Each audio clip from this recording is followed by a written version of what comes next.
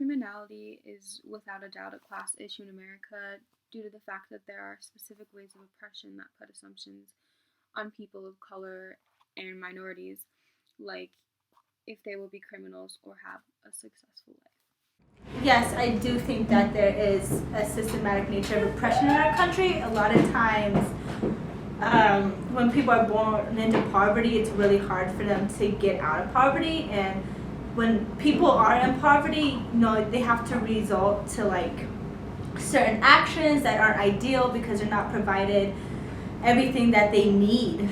It goes back to Maslow's hierarchy of needs, and definitely, yeah. I think there is a systematic nature of oppression of minorities in this country, not just in the criminal justice system, but in general. And I think if you are poor, or if you are, a man of Latino descent or Black descent, or honestly, if you're not like a white male or female, you're gonna be treated a lot differently, and you're gonna have to, instead of going into court being, you're gonna have to prove that you're innocent, instead of like I'm so sorry. I'm trying to say, basically, you're gonna go into court and, instead of innocent until proven guilty, it's gonna be guilty until proven innocent, which is very unfair. And yes, I do think criminality is partly predetermined based on your ethnicity or your race. I think it's pretty clear with all the violence you're seeing towards Black men, particularly with police.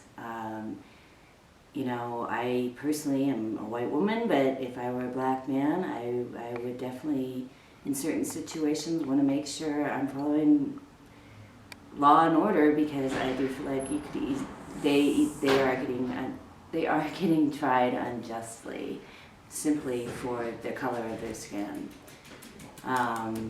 It's also represented in our prisons. They're filled with most minority races, as the majority of what makes up our prisons, as well as our social system. People of higher privilege, wealth, typically are white people. It's not to say that there aren't successful people of color and different races, but just in general. So yes. Is criminality a class issue in America? I think the answer is yes, because if you looked in prisons, they are full of mostly racial minorities, and probably not very many middle class or upper class people. They're all lower class, impoverished people, I think. So yes, I would say that criminality could be considered a class issue. Criminality as a class issue in America. I think that you can say that it is. I would say our lower class definitely feels it as a criminalized issue, versus our higher class, I think, commit a lot of crimes but have the money to pay them off. So I think there is this division, and I think it is a class issue, if you will, but I think it's not necessarily just how both classes get treated when it comes to criminalization.